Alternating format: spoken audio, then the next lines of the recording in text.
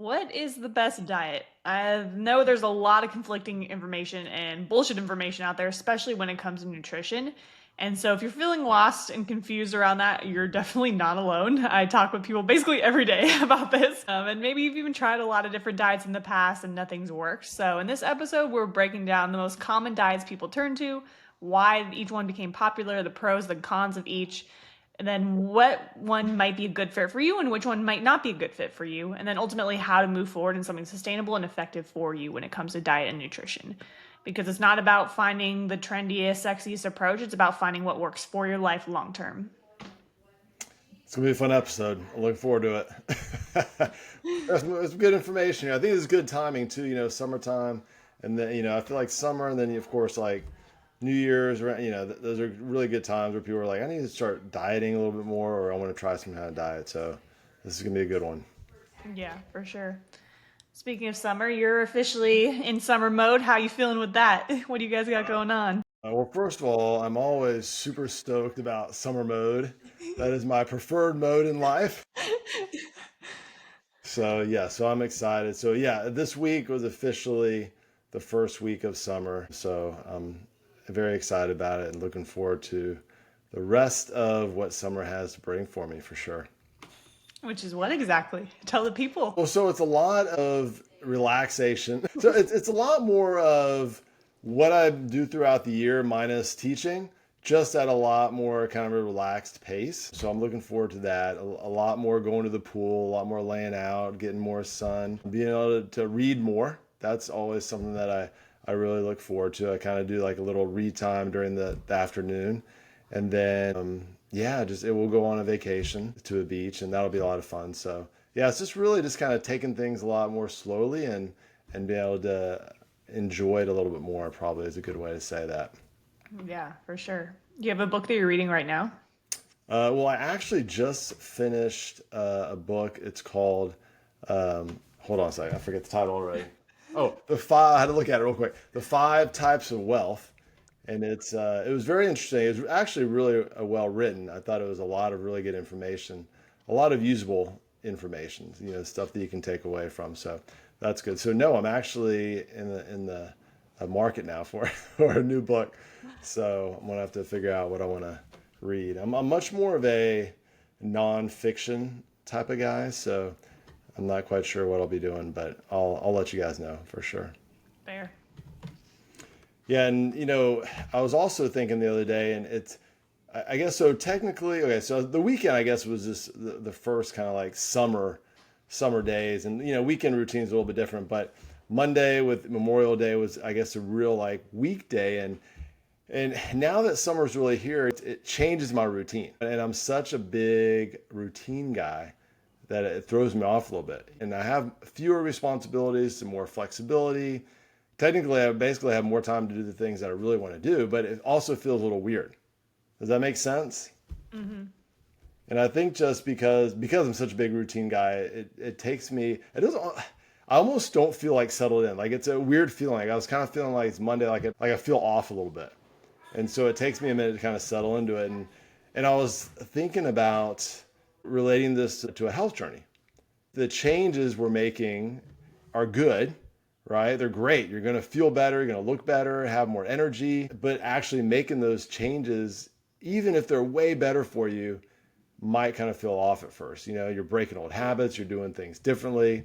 So even though life's heading like in a better direction, it might take a little while to feel normal. And so I've kind of been thinking about that a lot lately. And I think some people just assume just, having more freedom makes things easier. But for me anyway, again, just being such a routine guy and being so disciplined in what I do, having that extra space and time almost just kind of makes it more tricky, trickier than having a super busy schedule because I've already had that structure and I know what I look for. So it's really more figuring out like not necessarily like what to do with my time. It's like also figuring out like how to fit this and kind of get a rhythm into it, right? And it just takes you getting used to like, for example, like I work out at a different time, which I love. I get to work out early in the morning and I love it, but it changes my eating habits.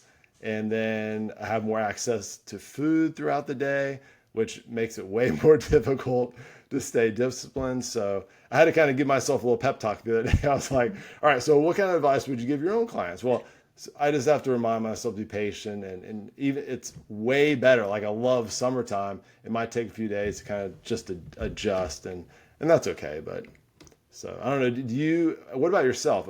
Are you kind of similar in terms of if you have to change your routine for anything, it kind of throws you off, or are you pretty good about just changing when you need to? I think you know the answer to that. I think I know the answer, but I want you to share your thoughts on it.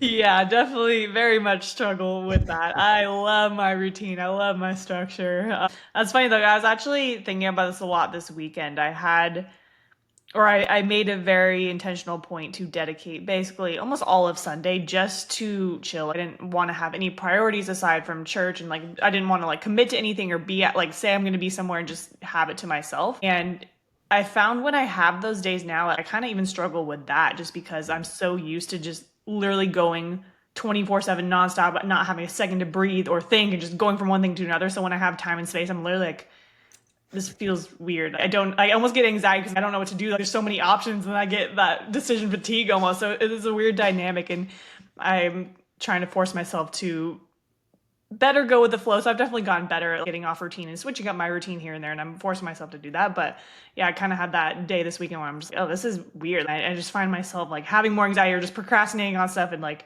not taking action just because it's so out of the normal and not used to how I'm operating. Yeah, it's a weird feeling. And then I feel like if I take time to do nothing, and not nothing, like I don't just stare at the wall, but just do things that don't really require much thought or energy, then it's like, wait a minute, I should be probably doing something right now, or then I start thinking like, I get anxious, like, wait a minute, am I missing something? Like, I have all this time. Normally I don't. What am I not doing? And what's going to sneak up on me? Like, oh my gosh, I forgot to do that. Oh my gosh. Yeah, I aggressively agree with that. I literally the same thing I was going through my head. I'm like, I feel like I'm not doing enough. I feel like I'm slacking. Something's missing. Like this doesn't feel right. I mean, I guess that's a good thing in a way, Hmm. right? Because I guess we're disciplined enough to where we have these we have these routines in place that make our life easier. But I guess like with anything, it's probably a good thing to be in these situations. It takes us to learn. It helps us to learn and grow in that aspect as well. But I'm never ever complaining about having to change my structure for summer. I absolutely love summer. So long story short, I am super stoked about summertime. We love to hear that. Yeah, yeah. So what's going on in Mackenzie's world? Um, I feel like that's mostly it, just the usual work of volleyball.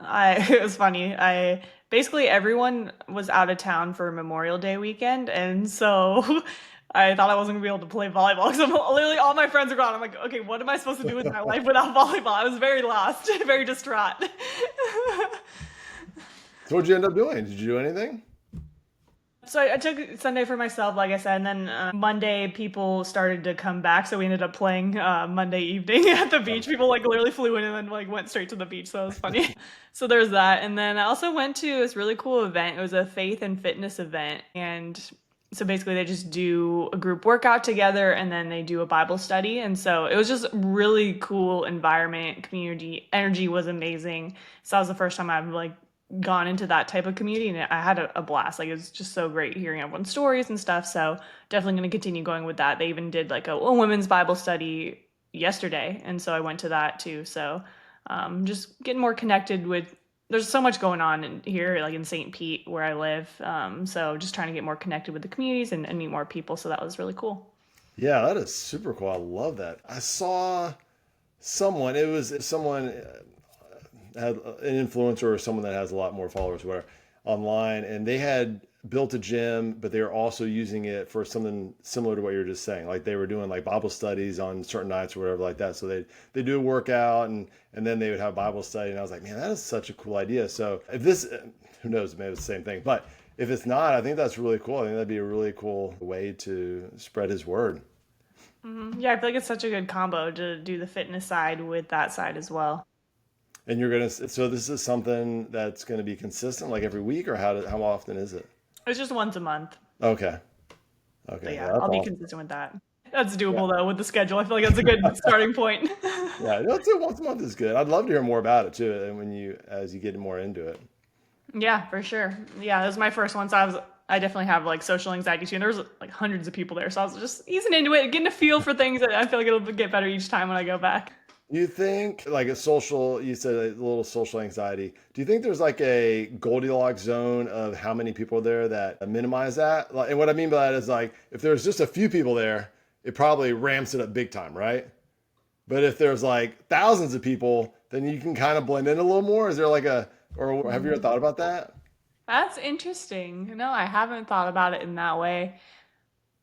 Honestly, I think for me, it's just the same all the way around. Like, I feel like it's probably a little bit easier with more people because I can just like stand there and it's less awkward if I'm just by myself. But as far as the overall anxiety and just discomfort, I think it's similar regardless. Yeah. Yeah, I was thinking about that actually. I wonder if, like, for me, I don't know. So I think it depends. Like, if I go somewhere and there's only a few people, but I know them, I think that's easier than if I go somewhere where there's, a lot of people and I might know a couple. Because then if you go and they're busy or they're talking to other people, I'm like, oh man, like, who do I talk to now? I don't know. I have to go up to people. And if there's like tons of people, I feel like, oh, I'm good. I can just kind of blend in. Yeah, that's fair. All right, and then what about in terms of, and I guess summer, you really don't have like a different summer schedule, right? Your schedule is probably pretty much the same year round. Yeah, I'm just lots of work. Do you change anything, like change any eating habits during the summer? Like we had kind of talked about before, like, eating different fruits and things like that, but The only thing I switched up is the creamy recipes that I'm doing. how did I know the creamy was going to be brought into this conversation? I promise I did not set you up for that. But I'm on to something. I made a Dole Whip one today and it was immaculate. There we go. There we go. A little Disney World flavor, right?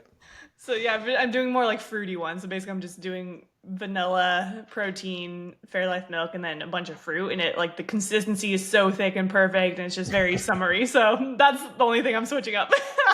That's awesome. I love looking forward to my snacks. I don't know. Are you switching up anything? I know you like all the summer fruits, of course. Yeah, I try to add more fruits. Definitely like cherries and mangoes and anything else that might be more. I load up on berries year round, but so yeah, I go in there and the girls like different fruits too. So it's fun to come home and say, show them all the different things that I've gotten, and I'll grill out more during the summer, so that's a little more fun.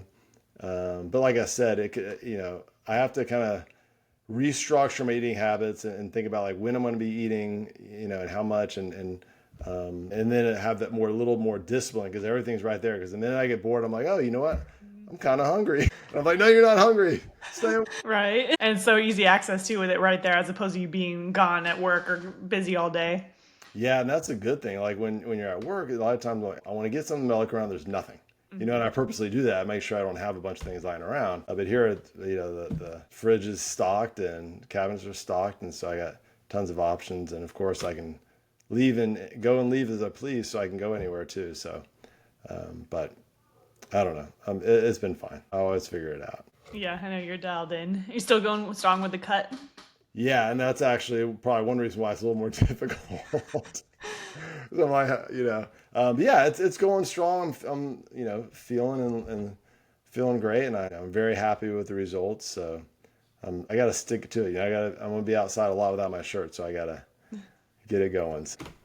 Yeah, for sure. Well, speaking of eating habits, have you gone through any of the fad diet cycles before? What's your experience like with that? Yeah, I've never really stuck to like a fad diet. If anything, I'll say, earlier, like in the 90s when it was like fat was like the evil thing in life, right? I was pretty much like 0% fat. I mean, anything that was fat free, I ate. I was like, hey, I would look at every food label, 1 gram of fat, 0 grams, perfect. It didn't matter how many carbs, calories, it didn't matter. It was all no fat. So I guess I could say I did that for a long time.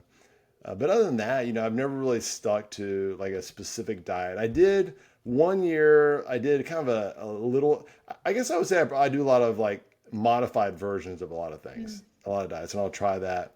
I did a fasting, intermittent fasting modified version one time. Basically, I didn't have breakfast and I just waited until like 9:30 in the morning and then had my breakfast, which was usually a shake. But yeah, other than that, I've never like dove in and just did one like 100% and stuck to it to the T. What about you? Yeah, same. No, never something I did aside from the elimination diet, but that's obviously kind of a different thing and had a specific purpose. So, yeah, luckily I never fell into that trap, but we've obviously seen a lot of people who have, and that's kind of why we wanted to touch on this topic today and go through the diets and what they're all about and where they could actually be applicable and where they're not. Yeah, so let's start off with one that I hear a lot about lately, the Mediterranean diet. And I do like this one a lot. And I think we hear so much about it. They've done, I was watching a documentary on it one time. You know, it's tied with the blue zones, which has got a lot of press recently. And, you know, the blue zones basically places in the world where people live the longest. And they tend to have some kind of similar version of the Mediterranean diet. A lot of people will tie it to like better aging or a longer life. You know, it seems to be pretty easy to stick to. It focuses on real whole foods and it's not too overly restrictive.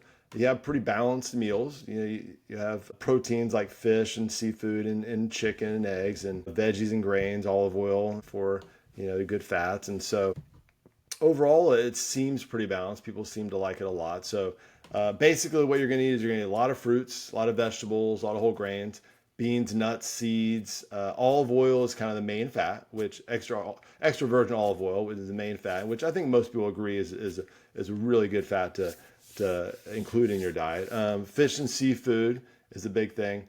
Some chicken, eggs, some dairy, a little bit of red meat, right? And then, like I said, it really sticks to whole foods, so like processed foods, sweets, things like that are out.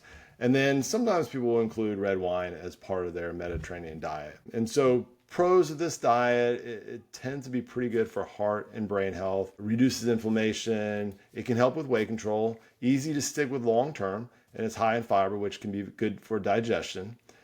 Cons, sometimes it can be kind of expensive. Some people prefer a little more stricter diet plan, like tell me a little bit more what I can eat or less of what I, you know, have to go out for. And then wine can often be like overused if not careful, especially if you say, oh, well, wine's part of my diet. I can have a glass or two, or, you know, you get a little carried away with that. So what are your thoughts on the Mediterranean diet?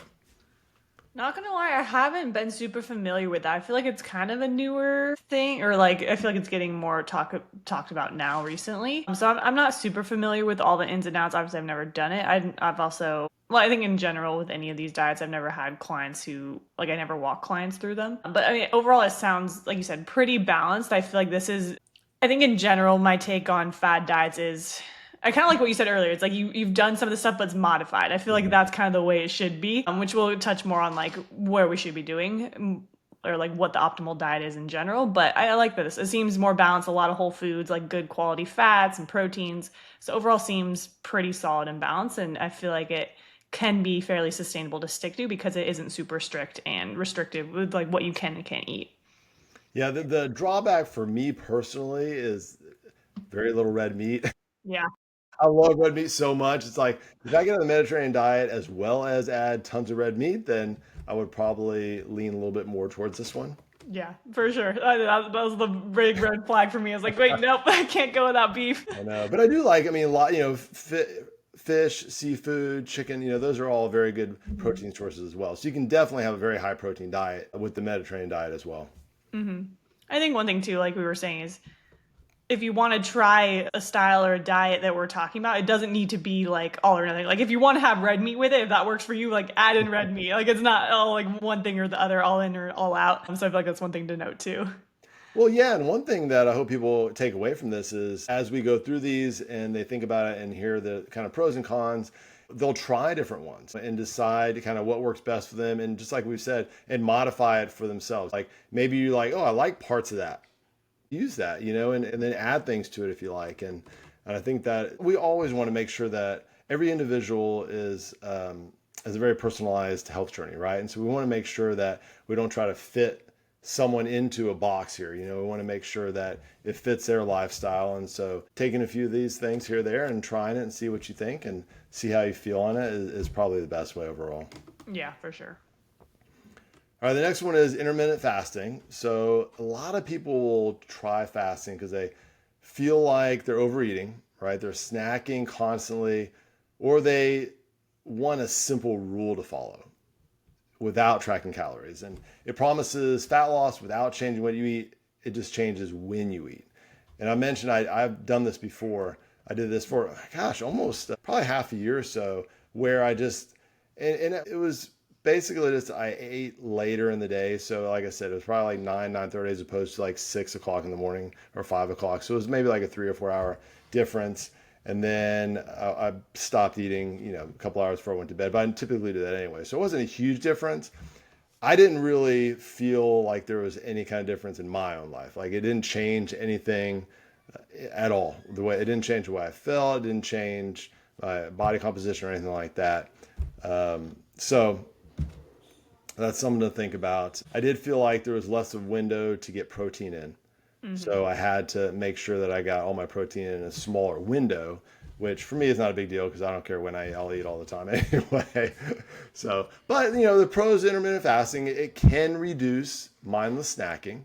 Sometimes that helps people to have kind of a window, say this is the only time that you can eat. It can help regulate insulin and digestion for some. And it can be an easy structure for people who, especially if they don't like breakfast or they're always on a go, it kind of gives, okay, these are the only times I'm going to eat anyway, and that's what I like, so it works well.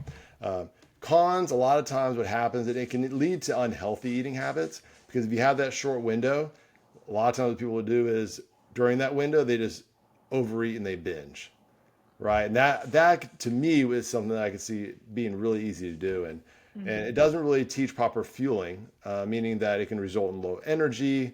It could result in some muscle loss, especially if you're under eating protein. And it can feel restrictive socially if like maybe you work out early in the day or you're going out at night or something like that and you're like, oh, I can't eat or I can't do anything because my window is already gone. Yeah.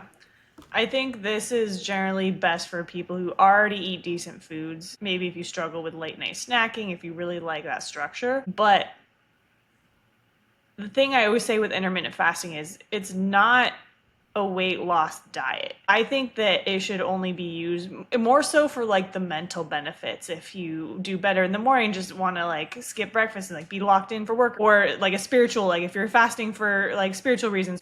But it's not necessary. Like I don't like it for weight loss because again, it, like you said, it kind of just leads to very unhealthy eating patterns and that binge and restrict cycle, especially if people have struggled with hormone imbalances or if you're just very high stress in general, or if you just have that history of restricting or binge eating. It's just going to create a very unhealthy relationship with food. And anytime people say, oh, I want to lose weight, like, should I do intermittent fasting? I'm like, no, like, that's not the goal of it. If you want more of the mental benefits, if you're doing for other reasons, sure, you can give it a shot and see if it works for you. But ultimately, if you want to lose weight, you need to be in a calorie deficit. And I think where people see intermittent fasting helping with that is just because if your window is restricted, sometimes you're going to be eating less. So therefore, you're going to lose weight. But ultimately, it comes down to the overall intake throughout the day. Yeah, I love what you said about developing an unhealthy relationship with food. Any of these diets, if it causes you to have that unhealthy relationship, then it doesn't matter how you feel or look or anything like that. It's not a good diet for you. Yeah, and I really want to drive home your point on protein too, because that is the key macronutrient that everyone needs to be hitting, and it's very satiating. So if you're eating one meal a day, depending on how big your window is, or just a couple meals a day, trying to get 150, 200 grams of protein can be very difficult if you're not very intentional, if you aren't eating the right things. And so then in turn, that's going to make your fat loss and make your progress a lot slower just because you're not getting the proper nutrients there. Yeah, that window can change too. Some people will recommend different types of windows, and some people will actually recommend like basically one meal a day. To your point, if you're trying to get 150 to 200 grams of protein, that's going to be extremely difficult to get it in one meal. And even if you do, digestion wise, you may not feel great afterwards. And so it's really difficult to have a really small window to eat and get the necessary protein that you need. Yeah. All right, next up, keto and or low carb. I think keto gained popularity because of its promise of rapid weight loss. I feel like in general, all fad diets kind of have the same theme there. But especially for people who felt like carbs were making them fat, it kind of offers that black and white rule that carbs are bad, fats are good. And overall, the theme of this is when keto, you're eating very low carbs, moderate protein, and high fat. And so this can be ideal when you want more mental sharpness, if you have a presentation, if you have travel, some deep work you're doing. Can also just have better focus, memory, energy stability. Oftentimes you can do it short term, like 2 to 3 days can be enough to get these benefits. But in general, I want to make sure that we're very clear. Carbs are not bad. Carbs are our optimal energy source for most people. And I'd argue that most people feel better and have much more energy and performance with carbs in their diet. But that being said, pros, keto can often reduce cravings. You can kind of drop water weight super fast early on. So I think that's where a lot of people get stuck. They're like, oh, I'm losing so much weight when it is, in fact, just the water weight. It can also help regulate your blood sugar or insulin, especially in certain medical contexts. And some cons are it's hard to sustain just because it is a little bit more on the restrictive side with basically cutting out all carbs. You're eliminating that whole food group that doesn't provide or that does provide important nutrients, and then can sometimes cause fatigue, irritability, gut issues if not managed properly. I know I've talked to a lot of people who said, yeah, like I've tried keto, I just felt like shit. Like my energy was so low, I was so tired. So again, you got to find what works best for you. This can often be best for those with medical supervision or like with extreme insulin resistance, but oftentimes not great for athletes, people who love carbs, or anyone looking for more of a long-term sustainable plan.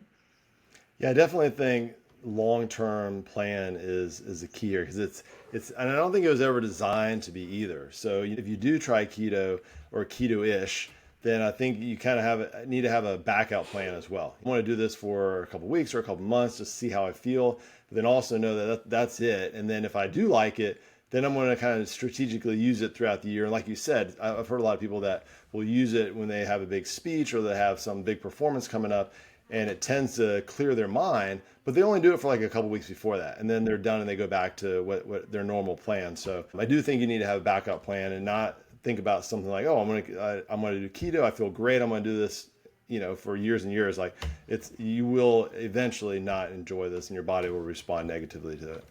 Yeah. All right, so paleo diet. This is one that I just tend to naturally eat. Like if I'm not really thinking about any kind of diet, which I typically don't, other than getting as much protein in. This is what I tend to naturally lean towards, and it was originally kind of like the eat like your ancestors diet. If it's not something a caveman would eat, then you don't eat it. And I think people are drawn to it just because it's very simple, and maybe that's why I'm drawn to it. Very simple, but it really focuses on meat, fruits, veggies, nuts, and seeds. And for me, those are all things that I absolutely love. So give me as much meat as possible. And I love as much fruit as I can handle. The vegetable part, that's one thing that I'm not very good at. I'll have a piece a lot throughout the week, and that's my extent for the most part. I'll tell you kind of a side note. What I've been trying to do lately is have kind of like little mini salads where I just load up a bunch of like really low calorie, kind of like crunchy type things. Like today, for example, I had a bowl and I forgot to put the lettuce in, but and it still ended up being great. So, but I had beets and carrots and cucumbers, and I put a pickle in there and sauerkraut, and I put a little salt in there. I just mixed it all together, and it was fantastic. Oh, yeah, solid. I feel like that's great for cutting too. Such high volume, all the nutrients. Exactly. I'll do that, especially if it's not quite time for dinner. I'm starting to get a little hungry here. Right. And it's super colorful, which tends to mean that you're getting some really good micronutrients in there as well. But anyway, so the paleo diet pros, it emphasizes whole foods, which we always love, quality protein, avoids processed foods. It does avoid dairy, so if you have any kind of intolerance there, grains and legumes. Generally, it's very easy to digest. It's great for long-term health. I think it's something that you could very easily sustainably do for a long time. And sometimes it can reduce bloating or inflammation for some people. Cons, it can be restrictive. Like I said, there's usually no grains or legumes in there. Could lead to nutrient deficiencies if you're not balanced. And sometimes it's not very easy for eating out, social eating, or if you're just, you need to have a flexible diet, it's a little more stricter. So I really think it's kind of best for more of like a short-term elimination, or people who want to cut out processed foods and still get a lot of flavor in there. And probably not the best if you need a lot of flexibility, or you want kind of like that long-term balance. But like I said, again, you just kind of have to try out. And I am not 100% strict with paleo, but the majority of my diet probably leans more towards this one. Yeah. Next up, this one is not necessarily like a fad diet type of thing, but it's a kind of a way of eating, and that's macro tracking. And obviously, I think a lot of people are familiar with this, especially in the fitness world. I think this gives you a numbers based goal for protein, carbs, fats, and people like it because it gives you flexibility while still allowing you to hit your targets, whether that's fat loss, muscle gain, when you're hitting the right quantities of those macros. And so the pros are this can be great for body composition goals. It ensures that you're moving in the right direction, losing fat, gaining muscle, eating the right quantities there. Also builds a lot of awareness around what you're eating, especially when you're tracking all of your food. Does allow for flexibility and variety. Kind of people will go into the if it fits your macros way of eating, which is basically you can eat whatever you want as long as it fits within your macros, which I think there's a caveat there is I think we all need to have understanding on what works best for your body before you go into just eating whatever you want. But like I do like this too because if you want to go have a dinner out, have a beer with your buddies, whatever it is, like you can fit that into your plan and still make progress. So that allows balance there. And just easy to fit around a lifestyle if you have the main basics down. Some of the cons with that can be it can become obsessive or tedious. Typically, when we have people tracking, we always say it's not something that we want to do the rest of our lives, but it's important to go through for a period of time to get that understanding of where you're at and also just see that consistent progress toward your goals. Also, doesn't teach the quality of foods. That's why I had that caveat there earlier because I think food quality is so important. It's not just the quantity or the quality, it's both combined. So we want to make sure that you're also focusing on the quality of food. But oftentimes, if you're just focused on the macros, that piece kind of gets missed and can be a little bit more time consuming on the front end to learn initially, just on how to calculate everything, where you need to be at. Once you get into the feel of it, it becomes a lot easier. And this can be best for people who love structure, want physical results, or just enjoy having that data. That's me for sure. Not so great for people healing from some sort of disordered eating or that gets very overwhelmed with details and tracking everything. But ultimately, like I said, I think this is something that everyone should have experience with at some point to get that knowledge of what's in your food, how much you need, and just to be able to make sure that you're seeing that consistent progress toward your goals. And I think a lot of people notice that too. We just ran the Momentum Challenge in our group last week, and that was the biggest takeaway from everyone as they started tracking. They were like, "Oh wow, I did not realize one how much like was in certain things." They just got so much clarity around what's in their food, what they eat day to day, and like protein, how much they need there when they eat out, what that looks like. So it was very eye opening. I think that is part of the biggest value in that is just really getting that knowledge and understanding, so that way you can make better decisions going forward the rest of your life. Yeah, just what you said. I think the biggest value from it is really understanding what is in the food that you're eating every day and how much you're eating, and it can be very eye-opening. We always use peanut butter as an example because that's such a common one.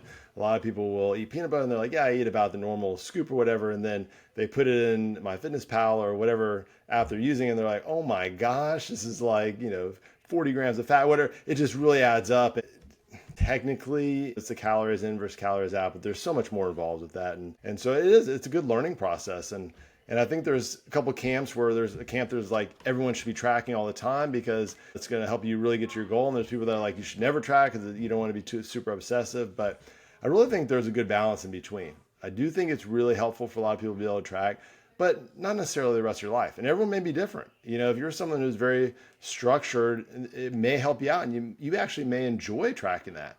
I kind of lean towards that. I've been tracking a lot lately, and I've really enjoyed it, and I really like it. But I also know there's a lot of people out there from the get-go, and they just never really get into it. They're like, I just can't do it. And that's where you just do it for a little bit, just kind of learn a few things from it, and then you then you go back to what you've been doing. But you have a better idea of how much you're eating and what you should be eating as well. Yeah, for sure. Kind of going onto your peanut butter comment. One of our clients actually, she started doing this last week during the challenge, and she's like, Yeah, I put coffee in my cream, or I put creamer in my coffee every morning, and I realized I was doing like 5 servings. It's like hundreds of calories. I'm like, yep.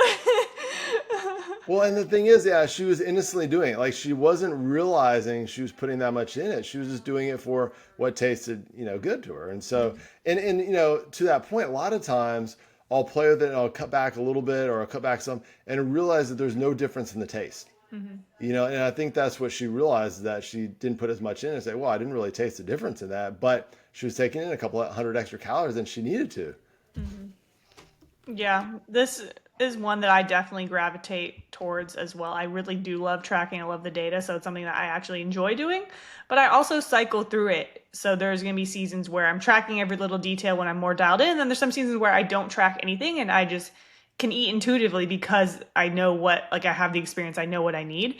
And so it becomes very easy to kind of cycle through those. So I think it's kind of just like depending on what season of life you're in, depending on what your goals are, you can cycle through this as well.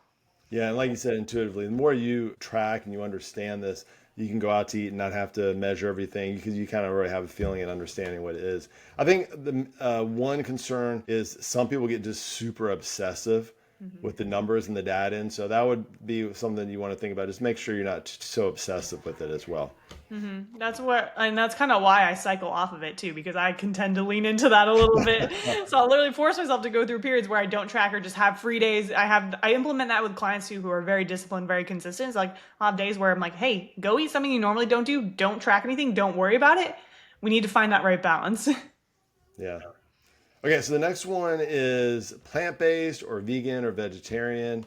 And this is one that I would least follow or try, and just because, like I said, I love my meat so much and my protein.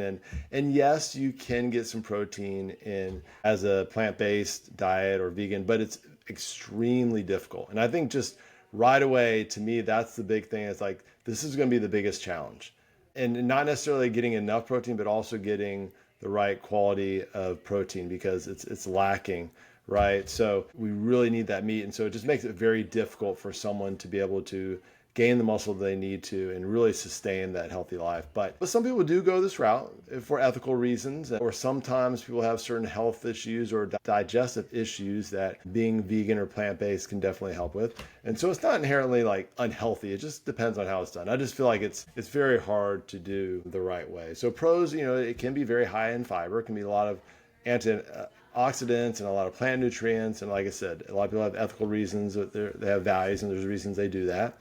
But again, cons, it is usually very low in protein. There's some other things like iron, B12, omega 3s that is very low in. It can become very carb heavy and low satiety, meaning it's just not going to fill you up very well. And a lot of times it requires a lot of prep just to even get close to those nutrient needs. And a lot of people end up having to supplement heavily to get to that. Yeah, I think in general, I'm not the biggest fan of this either, just because it is very hard to do right. It takes a lot of work, a lot of planning, like you said, a lot of supplementation, making sure that you're getting all the right nutrients that you need. And even then, I feel like it tends to fall short of where you need to be. But again, if you have ethical reasons, if you have a very specific reason of doing this, there's not necessarily anything wrong with it. You just need to do it the right way, and it does take a lot more work than people realize. I was actually talking to one of my friends the other day about this. He said, "Yeah, I used to be vegan. Like I just thought it was like more sustainable, like whatever. Like I thought it was the thing to do." And then he realized, like as he dove into the research, like wait, this actually is not healthy. It's Yeah. actually not doing me any favors. He didn't feel good either. And then as soon as he added in back like some meat, some chicken, some eggs, he's like immediately felt better. Energy felt better. Just like started coming back to life. So this is where listening to your body comes into. If you're trying a diet and your body like you just don't feel good, don't try to force it. That's your body communicating to you. Yeah, your body's telling you like this is not the best thing. Now, I have seen people where they'll take like one meal a week or something and they'll do a totally vegetarian meal. And I think that's great. Or they'll kind of have more heavily focused plant-based diet, but then they'll add things in like chicken or meats or maybe fish or something that maybe if they have ethical or certain reasons for it, they can add other things and that makes it a little bit easier for them as well. Hmm. Next up, kind of going along the lines of what we've been talking about, is intuitive eating. I know we mentioned that a few times in this episode. And so this is all about trusting in your body, listening to your body, eating based on hunger, fullness, cravings. It's popular in the anti-diet and mental health spaces, especially for those healing from restriction. And I think this is ultimately like we should be striving for the intuitive eating, but you have to earn that. You have to earn the ability to eat intuitively because a lot of times people will just go and say, "Yeah, I'm going to eat intuitively," but they're going to go right into McDonald's or Chick-fil-A or whatever it is because that's what intuitive for them. If you're not in tune with your body and your signals and what works well for you, what doesn't, like you have no base to build on basically. So you can't really go into intuitive eating without going through the learning phase of the macros, finding what works for you. That's ultimately the key with all of these too, is find what works for you. Listen to your body, make adjustments based on that because there's no one size fits all approach. Even these diets tend to be very like strict and regimented on what you can and can't do, but that's just not how life works. Like pick and choose what works, find the foods that work best for you, and then stick to those. So, with the proper base, intuitive eating can support food freedom. It's great for people recovering from diet obsession or that binge restrict cycle, and also just encourages mindfulness and body awareness. Cons are, again, it doesn't work well without that foundation of healthy habits. Most people also tend to confuse intuitive with impulsive, and it's just hard to execute if you've been disconnected from hunger cues for years and years. And so, again, if you have that solid nutrition knowledge, if you have that good base, and you're ready to kind of unlearn those food rules and just have more balance, this is going to be great. And like I said, something that I think we should ultimately strive for to be able to eat what we want, just be in tune with our bodies, listen to how our body's responding, and go make choices off of that. And it's not as great for beginners without structure or awareness. But yeah, we want to get to that point where everything's automatic, basically. Yeah, I think you really do have to be in tune with your body, really know what your body loves.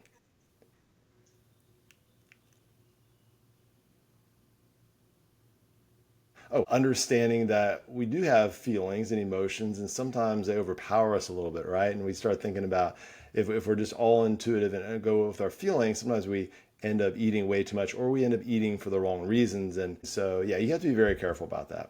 Mm-hmm.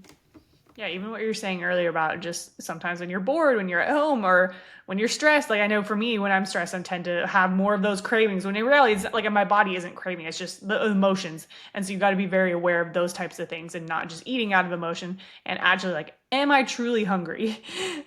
So that's kind of where the intuitive eating comes into. And your body can very easily talk you into having some more creamy, right? Yep.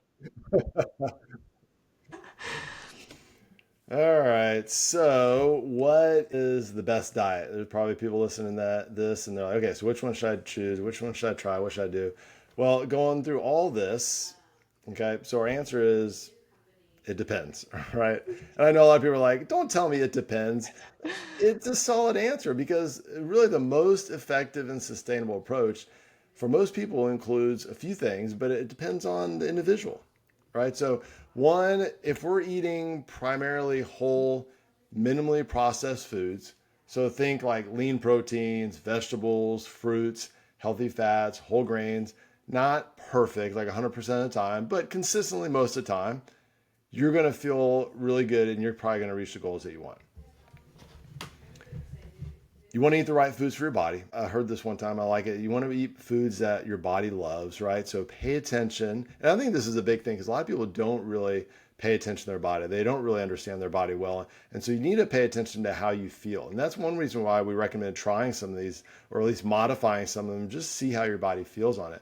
Some people thrive with more carbs. Some people don't. Some people do better with more meals. Some people do better when they only have a couple meals a day, right? So personalization is way better, way greater than any kind of perfection, right? Eat the right quantities based on your goals. Even if you follow the best diet for you, if you're eating twice as much as you should, then you're going to have some issues, right? So whether you want to lose fat, whether you're trying to build muscle, or just you're in a Goldilocks zone, you just want to maintain, the calories and the portions matter. And so you don't have to obsess with it, but you do need to be aware of it. And then prioritize protein. We say this all the time. It is so important, but it is definitely the most underutilized tool in most people's diets. Most people probably still do not get enough protein. It's going to help with satiety. It's going to help with fat loss, muscle recovery, exercise recovery, muscle retention, energy regulation. Eat your protein for sure.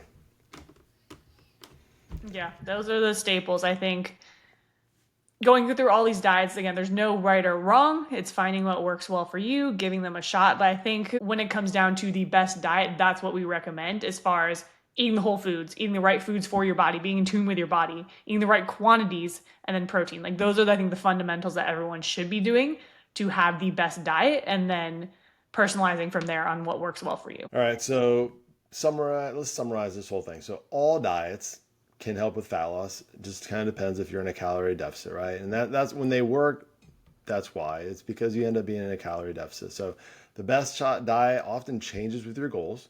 So you might find one that now that works during the summer, and you might find one that works better during the winter, and it just kind of depends on what you need. And it's totally okay to shift between diets based on needs or preferences or wants. And that could be daily, weekly, monthly. There is no like right rule of how long you have to be on a diet. And really, personalization is the key, right? So the data helps, but everyone responds differently. So you really need to understand how your body is going to respond to these things. Yep. There's no one size fits all diet. We also never tell people exactly what to eat when we're working with clients. We help you find what works best for you, for your lifestyle, your body. But ultimately, if your approach checks all those 4 boxes, then you're probably 90% of the way there, at least. But instead of chasing the next trend, just try asking yourself, is this sustainable for me? Does this support how I want to feel and live? And can I see myself doing this a year from now or 5 years from now? And if not, it might not be the right path for you. And so if you want help figuring out your best approach, come hang with us inside our free school community. We break the stuff down. We give you the tools that actually work and support you along the way. I'll link that in the show notes. And if this helped clear up the diet confusion, send it to someone who's been stuck in that same loop, because likely you don't need a new diet, you just need the right approach. So we will catch you guys next week.